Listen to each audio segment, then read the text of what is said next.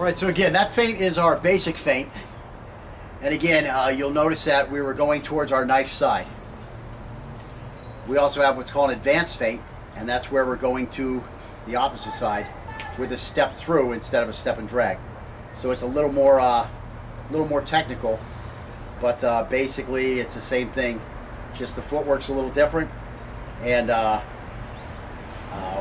know, depending on which way the guy is holding the knife. Now again, we didn't do a right-handed knife, which maybe we should do that drill real quick against a right-handed knife.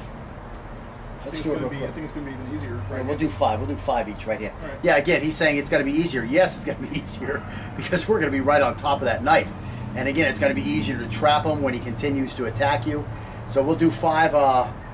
We'll do 5 with a feint and a full assault afterwards, and then we'll do 5 with the feint, the full assault, and the guy trying to react to our full assault. So we'll add those in real quick, and then, like I say, next week we'll get on to the advanced feint, which is because it's a tougher footwork. That's why I call it the advanced feint. But basically, it's the same thing, just using a step through. So let's go ahead and we'll do those real.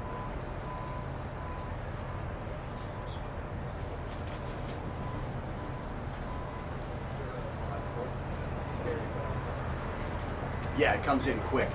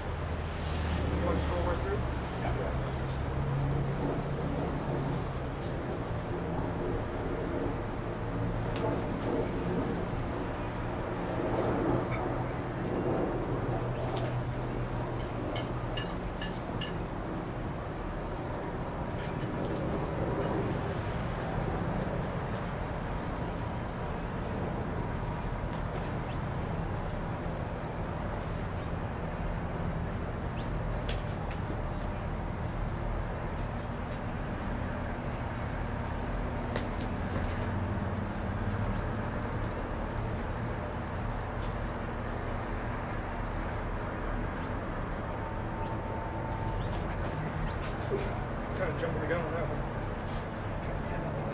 I saw something like that.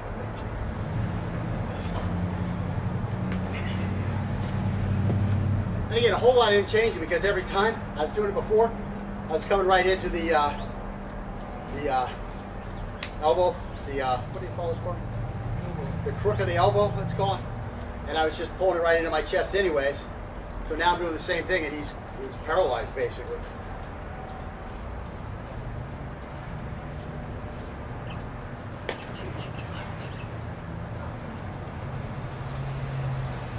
And if you're lucky, you put a big slash on his arm here, and when you grab him, your fingers will go right inside.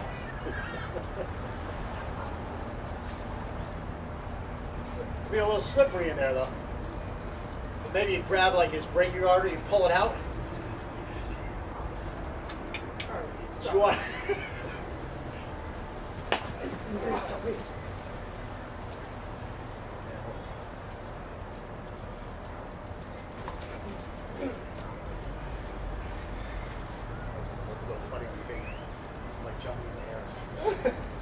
You're doing a Superman thrust? Yeah, it was a Superman. Yeah, that was a... in the systems that have a lot of angles, that flying Superman thrust is angle 37.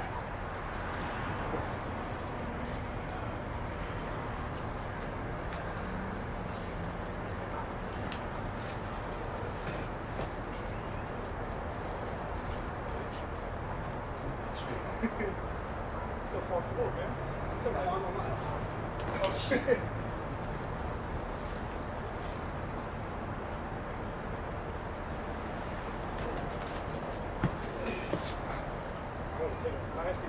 That was the back of the blade. That was the back of the blade that slid across. All you would have got was the tip. tip would have put a abrasion. Wouldn't have gone all the way through. And again, when you're done there, check me off, stretch me off. Once you get uncomfortable, use that step through. I mean that spin the center on it.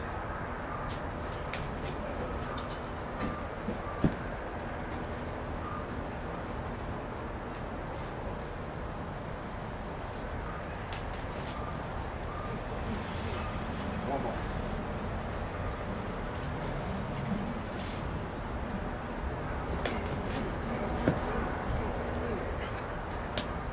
So you see how that worked out, much easier. As Scott alluded to before we went to it, he's starting to get a hang of the theory here. So anyways, we'll see you next time. I want to talk about, we talked about feinting last week, and those observant of you might have noticed that, hey, they never did a feint against a guy who leads with the empty hand. So we'll look at that and we'll explain that situation here. Okay, so go ahead and get in a knife back stance. Yeah, we go that hand forward. No, the other way. See, that's knife forward. Okay, so that's not the back way. So okay, now put your hand out here like it's a little feeler. No. Okay, now these kind of guys here, they put this hand out front, and I used to fight like this. Again, that's it's a sucker hand here, trying to sucker you in so I can attack you as you attack it. So let's say this guy here, I would never want to do a feint against this guy. Back up just like 3 inches. Okay, so I would never want to do a feint against this guy. This is a target. There's no reason to feint at this target, okay? I can jump in here as far as I want at that target and try to get it. The reason is because, and we'll talk about these in later lessons, just going to touch on it now so that you don't think that I just forgot about this, okay? The reason you never throw a feint at this, again, it's sitting out here unprotected. I'm going to attack it. No matter how far away, I'm going to attack it. And again, this is where the spin-off move is going to come in, because he might counterattack, especially if that's his style. He leaves that out there as a piece of bait to bait me in. He's going to attack as I do it. So just move the hand out of the way and try to come with your knife. So I'm coming like this. That's what he's going to do. He's going to miss because of the reactionary gap. Okay, so now I whip this thing out faster. Again, I'm going to do that same step work here, and now I'm going to come over here. And I'm ready again. And what am I going to do? I'm going to come out and try to get this thing again. Now, if he plays this game with me, eventually what I'm going to do is I'm going to come out here for this knife, bam, and when he comes here, bam, that's when I come in. He's feeding me this stuff. So let's say I'm going to the other side, change your hands up. So now he's this guy here, so then all I'm going to do is I'm going to do a spin off to this side. So I'm just going to take, well, let me get to where it's a little more fair. So I'm going to come here like this, bang here, and boom, and I'm back over here. And what am I ready to do? I'm ready to come for this hand again, and bang over here. And then again, I'm coming here, and I see that he's missing. Now I come in and I attack. So that's why we wouldn't do a feint against that guy. There's no reason to do a feint against that guy. His hand is already going to be right there in contact distance. And if I take a swing at it, I miss because it was outside of contact distance. Well, what danger am I in? I'm in no danger. I never had to enter contact distance, especially when you consider contact distance of his foot. He's got the hand out in front of the foot. So here, put your hand all the way out like this. Okay, so that's contact distance. Now get a stance. That's contact distance for a stance. This is still well outside of contact distance. So now I can stay way the heck out here, and now I can come in and try to take chops at that knife. They're freebies. So a guy like that's giving you a freebie. He may be trying to time me, but still the reactionary gap, it's just going to be too slow for him, and that's the problem that he has.